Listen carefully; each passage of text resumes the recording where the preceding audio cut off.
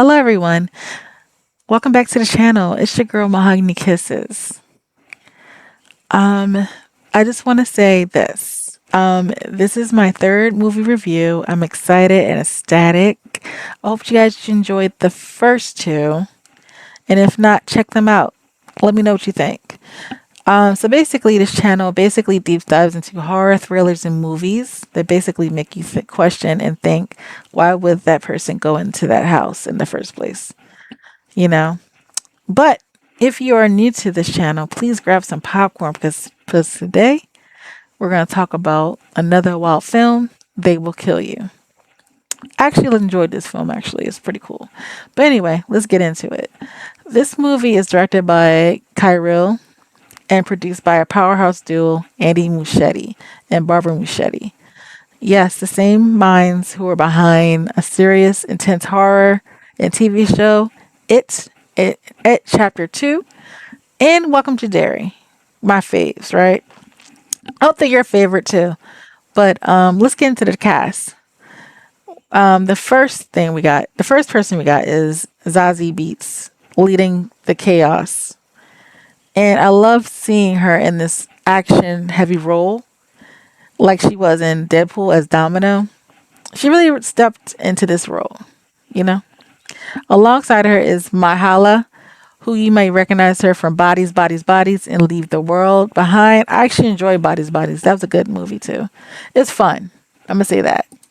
And of course, we also have our infamous Tom Felton. Yes, Draco himself from Harry Potter. I'm not gonna lie, see him in this kind of role, kind of wild. Um, and then there's Heather Graham giving that eerie, unsettling energy. And honestly, it fits her right. It fits right with her, in this horror space she got going on. I mean, she did do another horror movie I saw. If you guys would like to talk about that one, I can definitely get deep dive in that too. That was a lot of confusion in that movie, but it was fun. And of course, we have Patricia Arquette, a horror legend at this point, bringing that presence that she makes everything feels more intense. I mean, she's a heavy hitter too. I thought that was fun. Now, let me talk more about the movie. Now, imagine this. What if I told you there's a luxury high rise in New York City where the rich don't just live well, they live forever. And the only price is you. Today, we're breaking down They Will Kill You. And listen, this movie is chaos. We got cults and straight up survival mode. So, like I said, make sure you grab some popcorn because this building is not what it seems.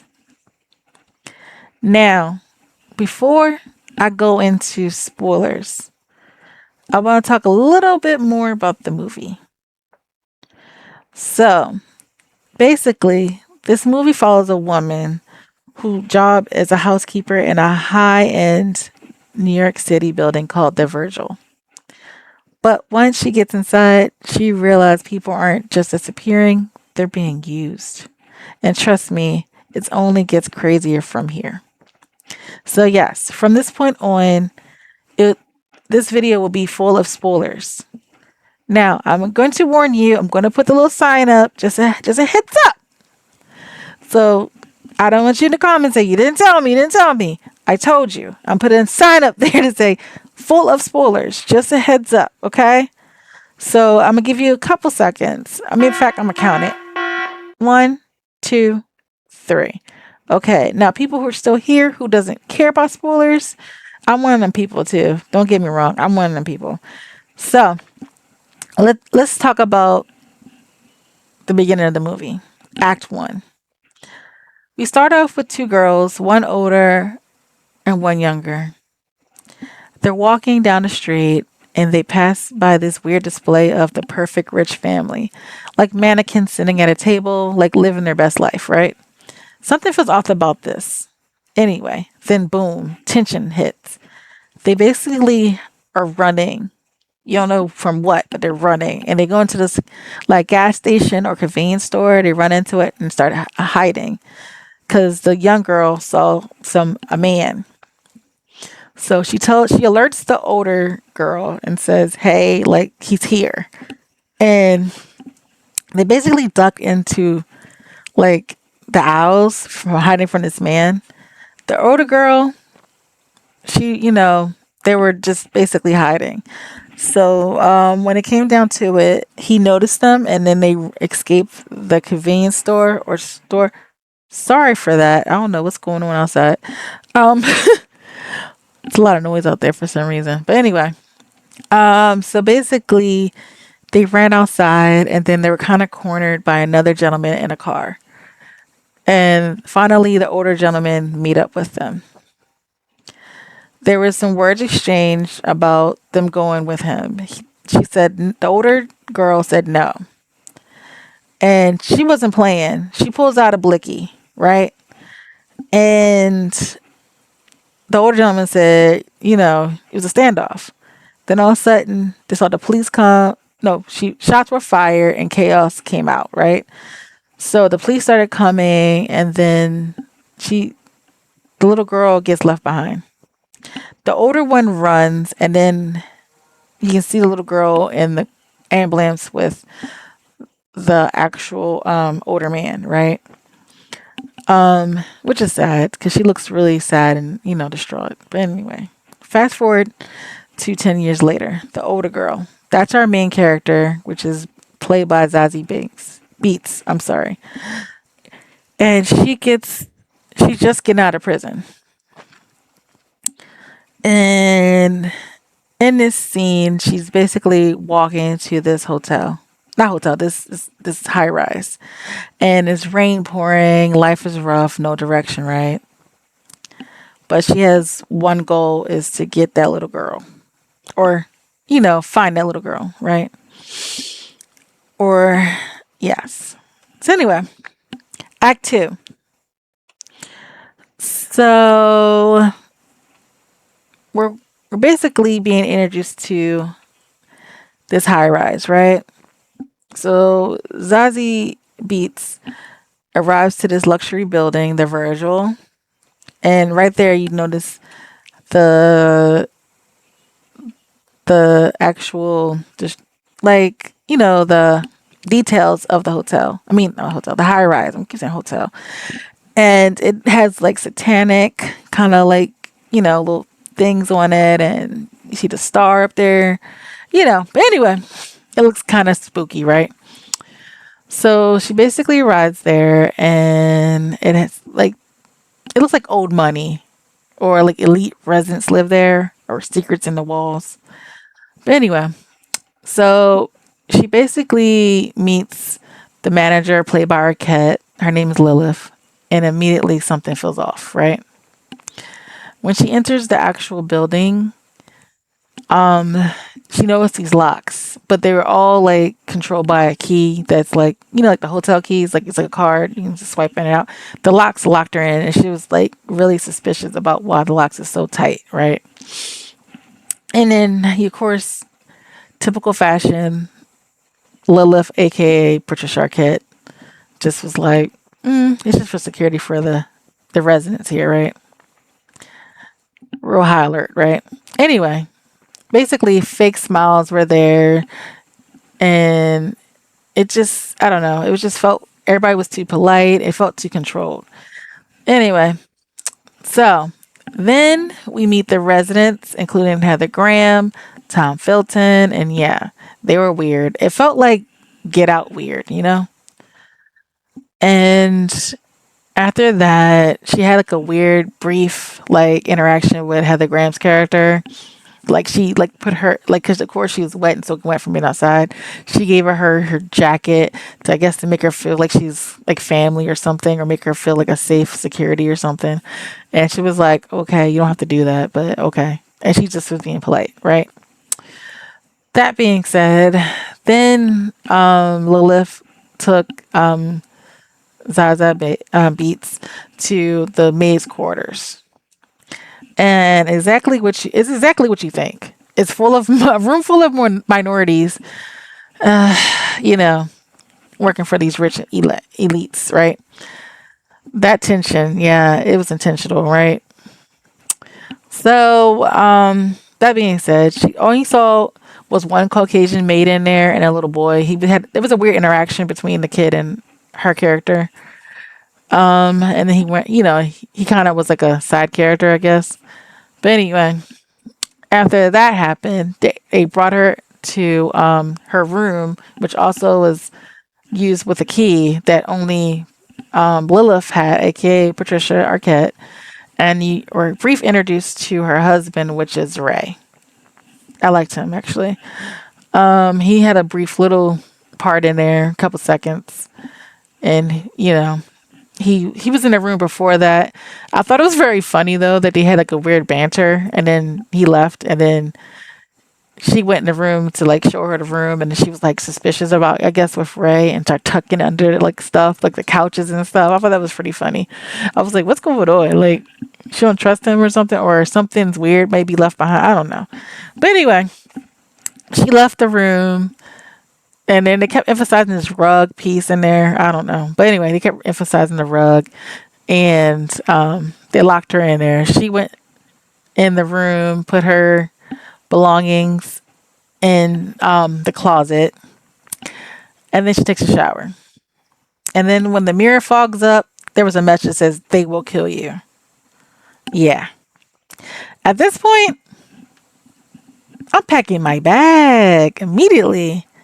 But unfortunately, when she got out the shower, the fog and the hotness and condensation kind of just messed up the word, so she didn't get to see it. But she ended up staying anyway, so big mistake, right? Now, Act 3, where the nightmare begins, right? That night, things go left. Strange noises was going on, and this is where she went to the vent and noticed she saw eyes, and she fell back and hit her head. So she hops up, goes outside in the hallway. I guess to see if anybody's out there. That's when it got kind of creepy.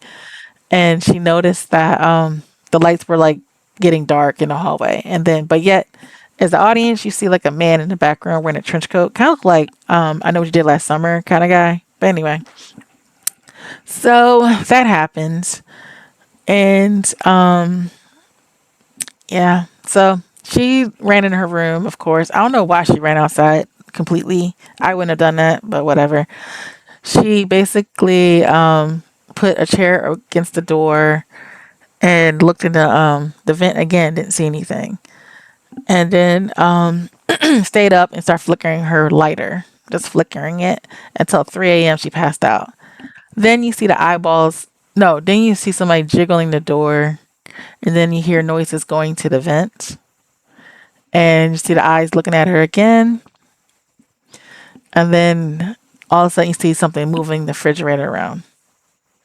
Once you see that, he basically, whoever the figure is, comes out with this pig mask on his face and started licking and being inappropriate with her feet. Gross, right? Then she moved her foot. Then he hovered over her, and then basically drooled, like he was salivating, and it hit her face. That woke her up. Out of all that stuff going on, that woke her up. Whatever. So she wakes up and she's like, "What the heck?" So she goes look her hit. She basically looked under the bed, didn't see anything. Of course, he's on top of the bed, like luring over her, and she notices it, and then it was a big fight, right? After that happened, we get a brutal struggle, close combat, panic, and survival mode she was in. And she was just fighting, right? So when he was trying to chloroform her, then that's became like really like kind of like, nothing worse than feeling vulnerable and being attacked, Not saying being attacked is awesome, but like nothing's more scary and horrifying to know that you're being, taken advantage of in your vulnerable state, which is, while you're sleeping. Um, anyway, So she basically fought him off, and then he still had to chloroform while it was happening. She was kind of in and out of consciousness. She runs over to the actual lights, a lamp, and while that's happening, another person jumps through the vent while the door is being jiggled around, and she moves the body of the person who fell back, who was she was fighting, because he was knocked unconscious during their fight, and she moved the refrigerator, which had a big hole in it, and then guys came through there, and then somebody opened the door, so another group of people came through that way. So, but there's the twist of it all. All these people start showing up, and not to help her, but to harm her. So this is where it comes that this build it's not just any building. This is a trap, right? Now, Act 4. This is when the movie turns into pure chaos. So during all that's going on, we find out it's Heather Graham and Tom, Felton, who are the people behind these masked individuals dressed up in all black, right? We found out it's them. So this is when she kind of was in and out of consciousness when she grabbed that the piece of the lamp. So as Heather Graham was pulling her, I guess to move her, she bit into it and it shocked Heather Graham across the room and shook her up, and she was like in like she was in fight mode. So she runs into the because she was in shock, like she was trying to figure out why these people in her room. So she runs into the closet, and they were like, they realized that this ain't no typical like person, you know. So they open the closet door, and she fights back. We're talking about shotgun, machete, straight survival instinct, right? She's not going down easy. And the action, it was messy, violent, and over the top. But honestly, it was fun to watch. So while all this going down, there was a lot of kill scenes. I can't. There's so many different things going on in that movie. I can't say them all, but because I want you guys to enjoy some of it, right? Um, but the big reveal was um, eventually we basically find out that this building and the staff and everybody, it's a cult, right? A satanic one at that. And they basically perform sacrifices to stay immortal. Let that sink in. These rich people aren't just wealthy, but they're feeding off others to live forever. Um, and she basically doesn't know. She's trying to look for her sister because the last time she was here, last time it was known she was there. So yeah. So there's a lot of chase scenes. I thought was pretty cool, and it was interesting. Um, it was very interesting. So at this part, the she realized the cult members, they can't die. They regenerate, they reanimate, and stuff like that. So after all that stuff she was doing, they regenerated and they're back. So that made her lose her crap, right? So she basically came back and went into another room that another maid came in, and she found a trap door in this room, and it's like a crawl space, and it was like a whole bit, right? And she found Ray found her and basically told her what's going on with this house, and not house, well, the high rise and what it's made of and whatever, right? Ray talked about the bodies and what people did to get to where they are now and how they're immortal and stuff like that. So as it gets further, further down the rabbit hole, he basically said any part of their body can regenerate and move around. The one part I thought was weird was the eyeball scene. So when she was fighting Heather Graham's character Sharon, they had a whole fight scene in the crawl space on the bottom, and she shot her in the head and exploded. Of course, her eyeball scattered somewhere. The eyeball was moving around, my guy. It was moving around, and on its own, it got real supernaturally. It got really campy and Evil Deadish and any campy horror movie you think of, like Hatchet and all stuff like that. It got really campy. And Evil Dead and Ready or Not. It got all that, right? So basically, the eyeball kept following them, trying to figure where they were going. They were climbing up a chute, and this eye ricocheted itself against the chute to get to the top. Okay, I don't know. There was a little scene where they figure out, she's crawling, and then Ray, which is Patricia Arquette's husband, basically took them to where her sister's at, right?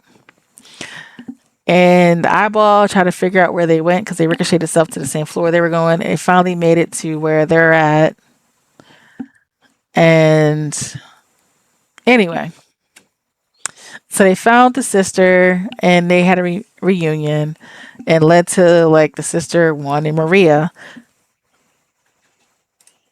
It led to Maria like being there, right? But she's not a victim.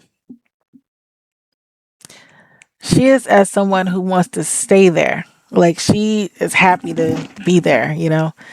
But Asia, she does not want her sister to be there. Maria wants to be there. So they had a little fight argument and stuff like that. Asia, besides that Beats character, punched her in the eye and knock her out. So when that happened, she didn't want to hear what she had to say. And she basically described how she got here. So basically, she took the identity of one of the maids that were supposed to be there for this job so she can see her sister. Before she got out of jail. But big mistake, right?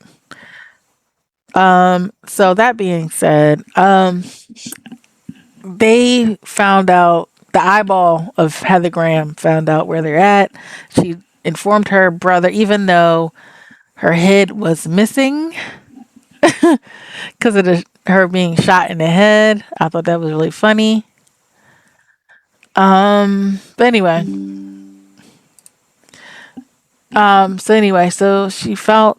So the head was missing because it was blown off, right? And it felt very Evil Dead. She described where they're at, and the cult people that were holding the door, barricading the door, found out they were in there. Then a whole sequence of her running to find another area to go. They escaped this little like elevator for like food and stuff, and went up to the kitchen of a dining hall. And then there was that guy Bob, who was the big guy who was licking her feet in the first part. It was creepy. Anyway, he followed her up there, and they had a little fight. The sister stopped him, and she told her why she is here. Now, she basically said that she was supposed to be a sacrifice at one point, and yeah, it didn't work out because she said that one of the maids stole something. They decided to keep her around, but she's okay with it. And she said she basically gonna. She said, even though I don't agree with going with you, but I don't want to see you go.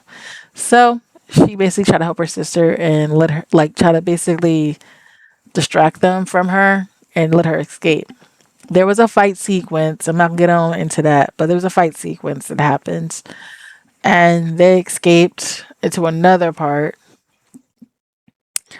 And then they left that fight. After that fight scene, they left into a elevator shaft, and then it led them to I don't want to say killing floor, but the floor where sacrifices happen, right? Anyway, so then the big shocker, the betrayal. This part hurt. Um, Patricia Arquette revealed um that her sister is not who she says she is. She basically, and then there was a short flashback of what happened to her sister when their father passed away from cancer. She was a maid at a sleazy hotel, I think, or somewhere, and the guy was being creepy and do sexual, try to advantages of her, and basically asked her to do some things, and they didn't show it. Maybe it's implied. Maybe it didn't happen. I hope it didn't happen. But anyway, she ran outside crying, and she saw a wanted sign for the hotel. And when it happened, they like fast forward to what happened. Like she was, like I think she was like about to be sacrificed, and it had led to them saying, "Oh, you need a life for a life." So she offered someone else in her place. Yeah. So basically, she offered Yolanda, the person who was supposed to be Zaza Beats character. I mean, the lady that Zaza Beats swapped with. She's supposed to be the sacrifice for her sister Maria. So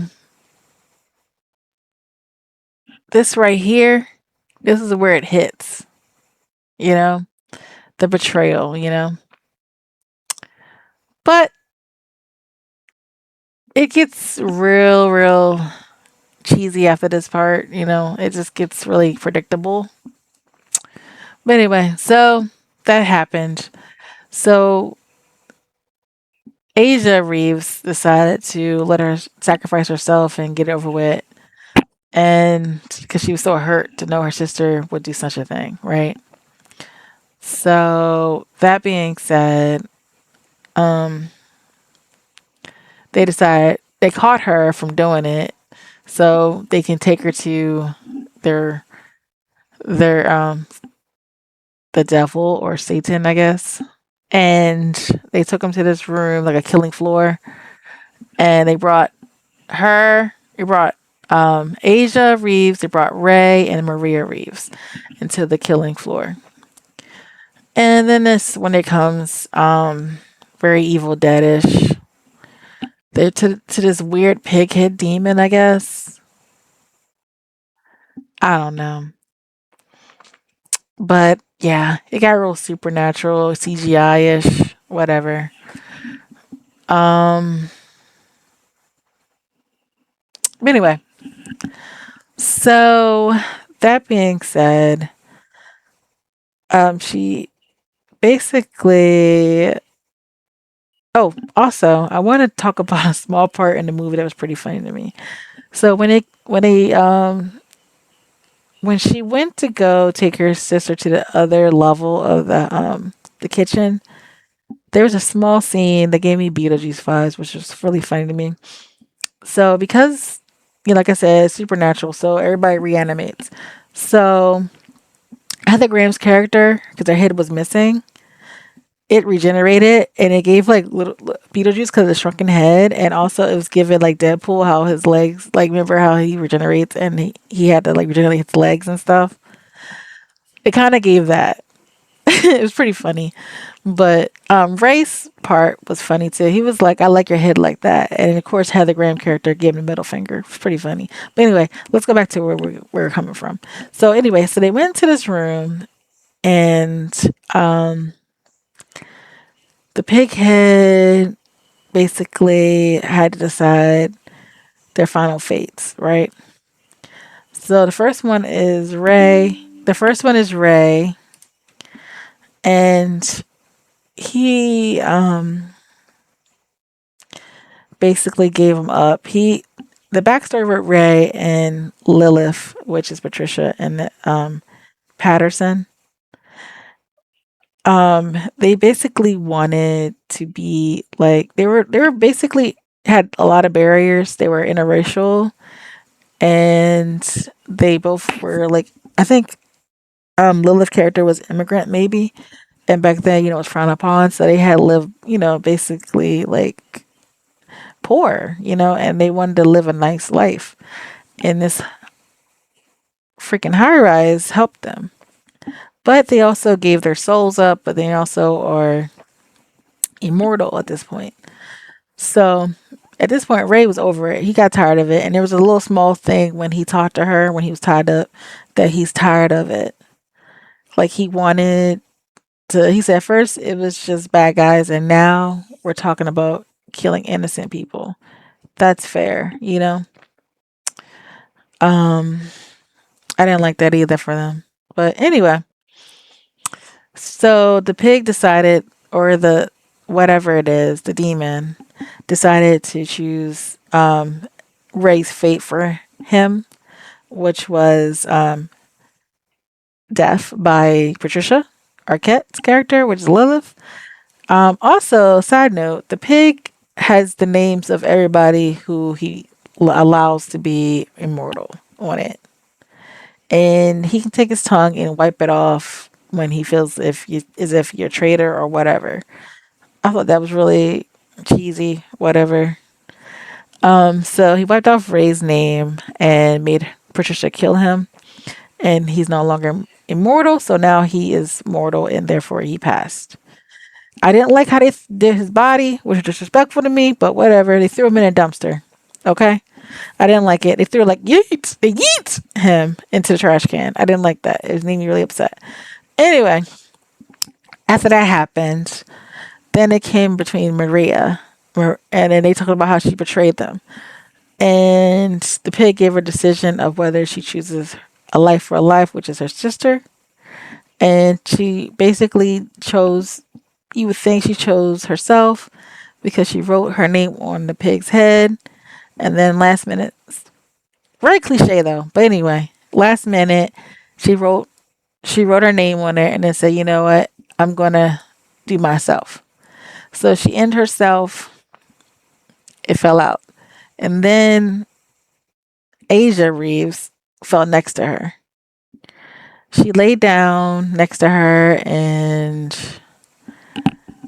her sister basically made that final decision and sacrificed herself. And basically, the pig demon was like a life for a life. And the plot twist was the secret is, or the gag is, the sister writes Asia's name on instead of her own name. Now our main character is immortal. And then this is when she goes off, like full revenge mode, taking everybody out one by one. No mercy, no hesitation.